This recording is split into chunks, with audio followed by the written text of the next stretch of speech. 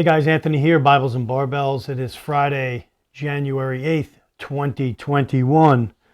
Today's video, I want to make a few comments on what transpired on Wednesday in Washington, D.C. Now, I was not there for that event. I did watch most of it, if not all of it, on TV. I watched Donald Trump's speech, and then I watched all the rest of the events unfold on TV as it happened. So whatever coverage I saw initially on TV, and then I had some other sources like YouTube or Twitter where people posted videos that were on the ground there and were commenting and making some statements about who was mixed in the crowd, what was going on, etc.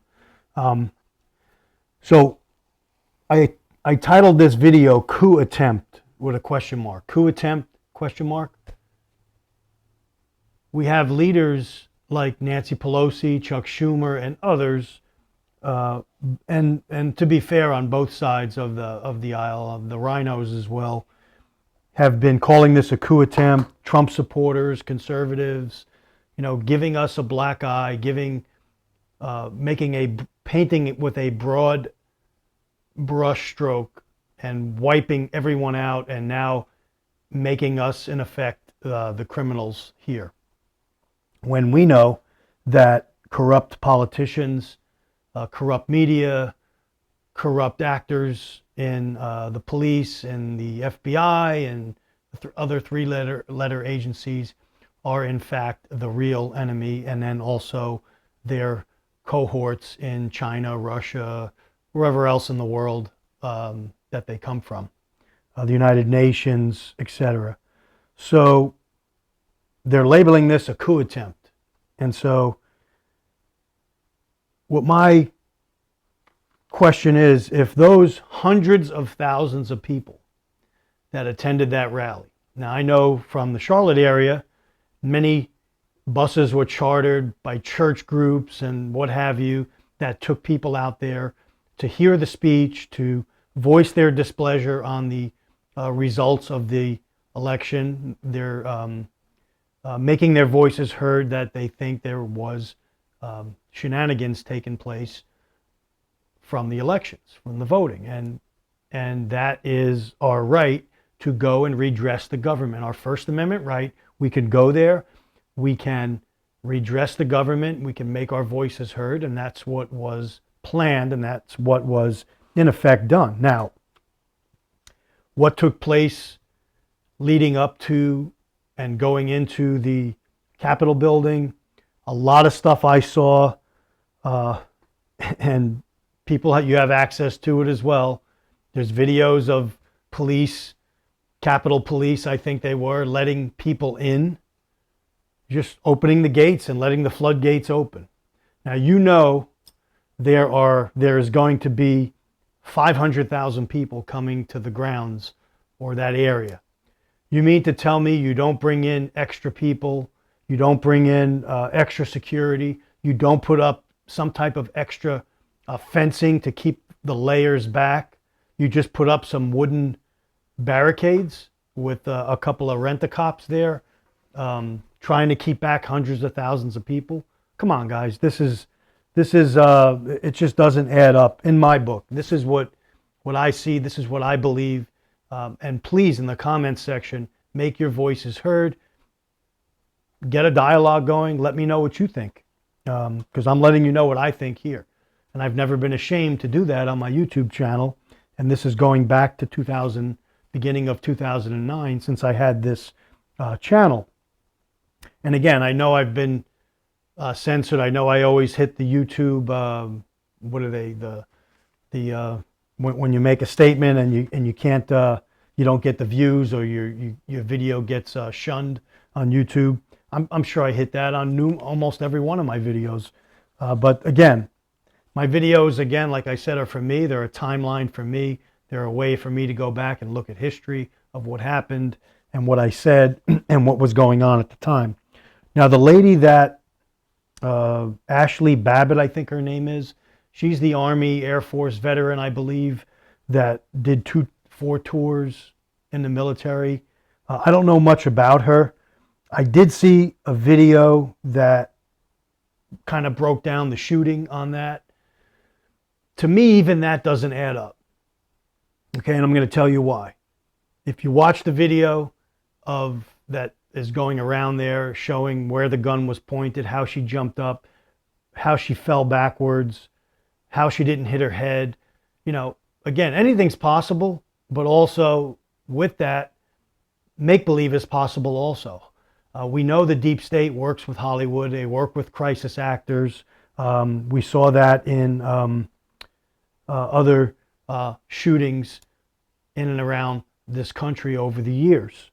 And so the thing that struck me the most was she gets shot, she falls backwards, and there's whoever these people are, bystanders, and then I think there's two either SWAT or Capitol Police guys. They have ARs, I believe. And I know for a fact that those guys, at least those guys with the ARs, have to have some type of IFAK kit on, a medical kit of some. They carry that in their battle gear when they go out for a mission like this. She falls to the ground. She's apparently shot and bleeding. Nobody puts pressure on the wound. Nobody takes a t-shirt, a bandana. None of these guys take out their IFAK kit, throw it down to somebody and say, put this pressure bandage on her, put this quick clot on her. Nobody gives her medical aid. It's just, oh, back up, back up. Meanwhile, she's bleeding to death, apparently.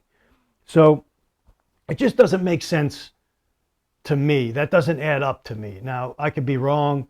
I wasn't there, of course, but I did see the video, and there's people just milling about there taking pictures, and they don't seem to be scared for their lives. A gun just went off. Wouldn't you be I'd be taking cover rather than taking pictures. So that's just things clicking in my head that don't add up. And so I'd like to know what you think about that.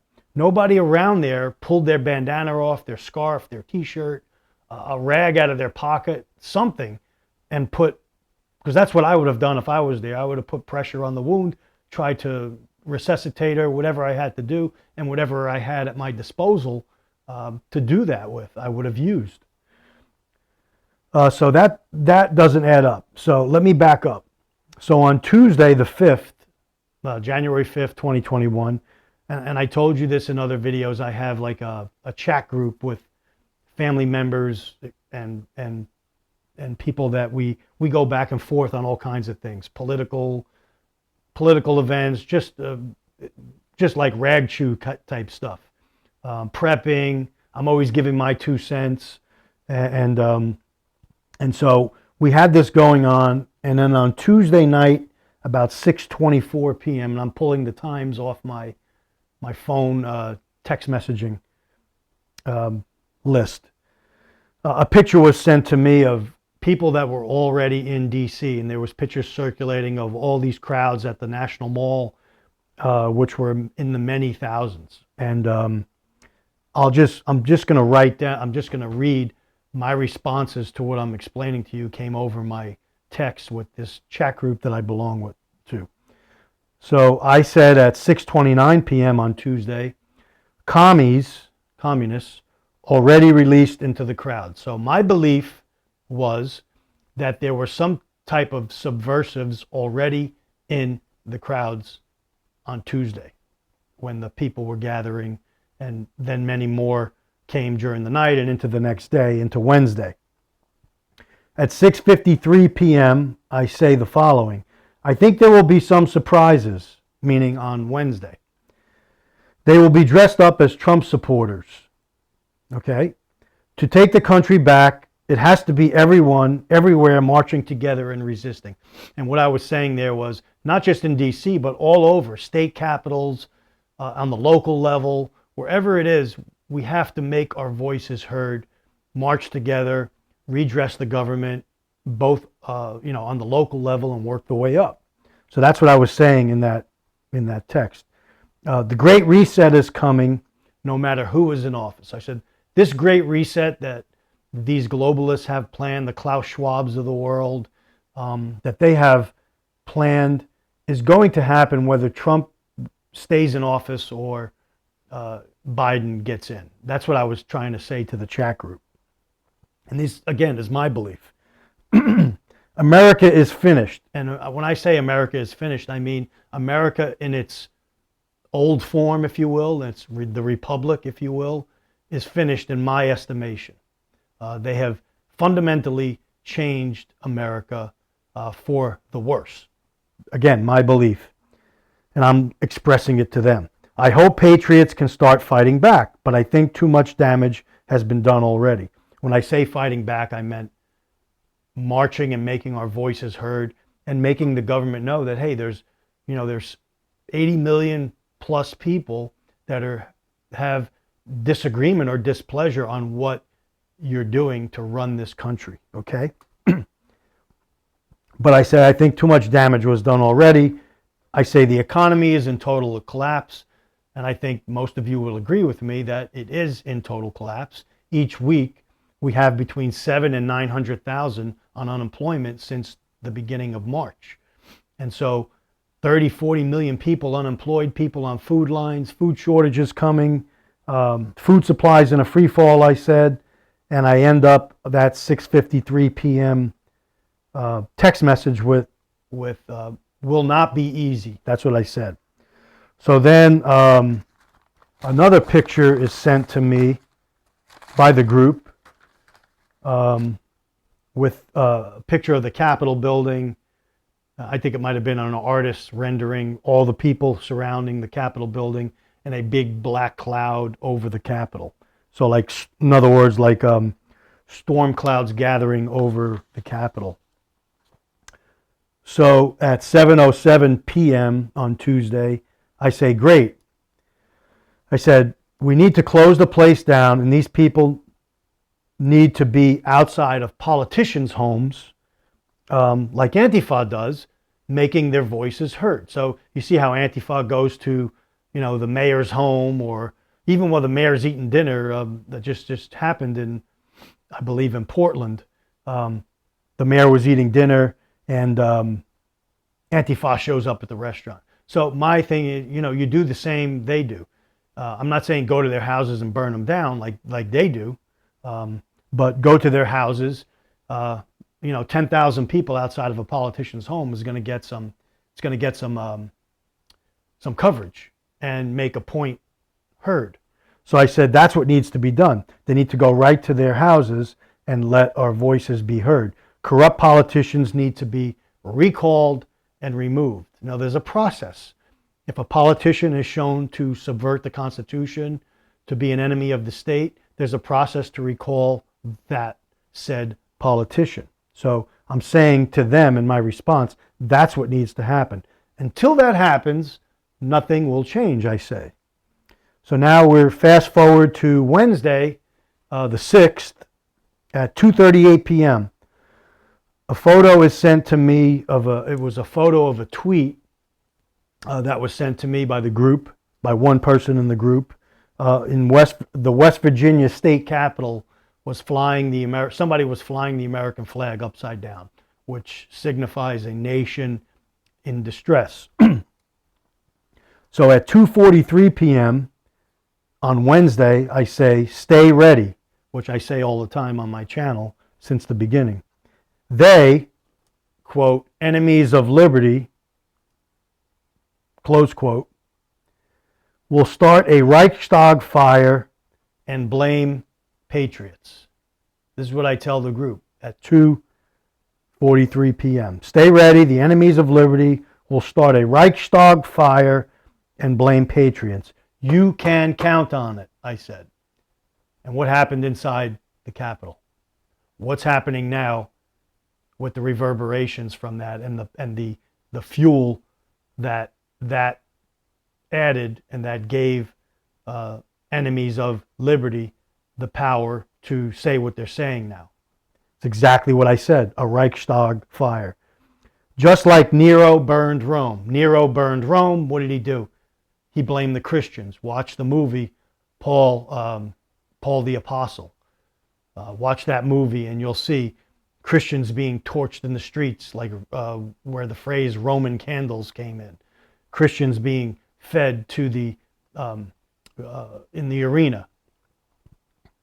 They started, and then they blame the opposite group. Okay. I said, who are these protesters? Question mark. Antifa, Black Lives Matter, other agitators in disguise. In disguise. In other words, wearing, Trump supporting paraphernalia, hats, clothing, flags, etc. And listen, guys, there's evidence that happened. There's people that reported it on the ground, that saw it. I don't have to be there. I listened to their testimony, and I believe it.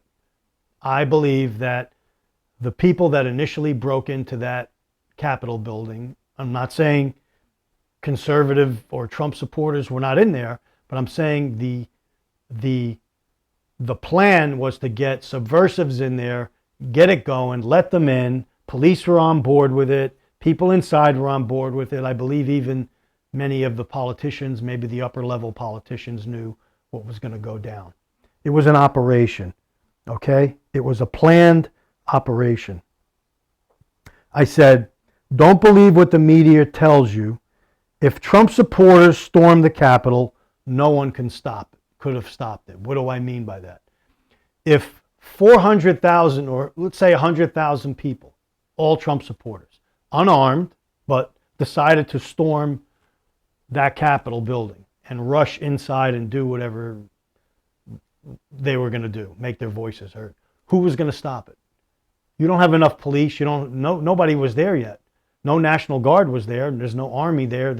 Even if there was, they would still overrun it. There's too many bodies, too many people to fight that off. So if that was the plan, that could have easily been carried out. But this small little media circus, this small little movie took place. This small little theatric took place inside. And now they have that narrative that they could run with. Okay? I said, remember Sandy Hook?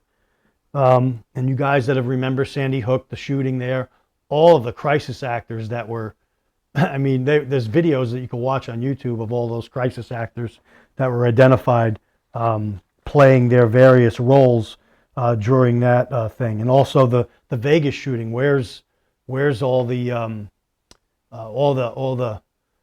misdirection that happened in the investigation to the Vegas shooting, pinning it on the one guy, and then mysteriously other people, eyewitnesses, disappearing or suddenly dying later on in days that happened after the Vegas shooting.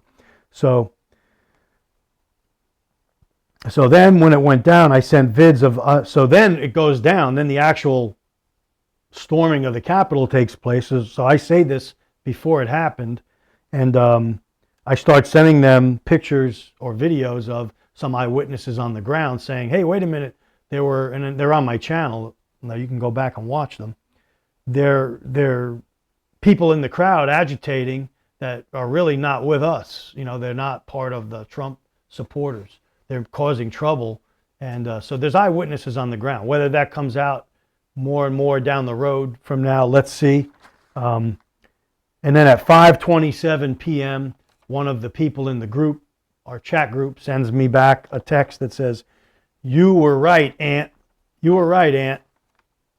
And basically, that's what, that's the end of, not the end of our chats, but they were telling me, in effect, what you said earlier, you were right. What we witnessed, we believe what you said. So I'd like to know what you guys think.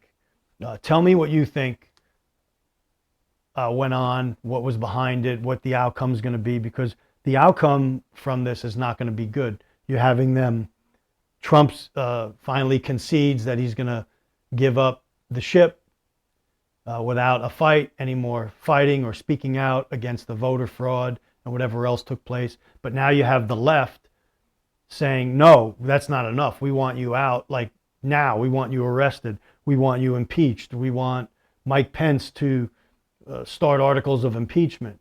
What do they fear from Trump that he could do in his last couple days in office that they want him out of there right away? You have to think about that as well. What crimes could maybe Trump unveil that these people are involved in or have been involved in that could hurt that narrative? So that's why they want him out there right away. Just food for thought. So that's my video today, guys. Just wanted to let you know that I wasn't at the event, but I do have a little knowledge of past events that have happened, and I kind of used that same thinking that, hey, this is going to happen. And there was also intelligence from other YouTube channels a day or two before saying that people were going to be mixed in the crowd. And that's a given. That's a given. That you're not going to have that many people in the Trump supporters there without people, subversives in the crowd causing trouble. They have to keep that narrative going that Trump's the bad guy. He's colluding with the Russians. He's trying to bring down the Republic when in fact they're the ones that did it. So State of our Union, not good right now, but gather your thoughts. Keep your prepping going on. Keep your plans in effect. Watch your six. Keep watch. Continue making your voices heard. Don't back down. And let these people know that we're on to them. Anthony, signing off. Stay ready. Blessings.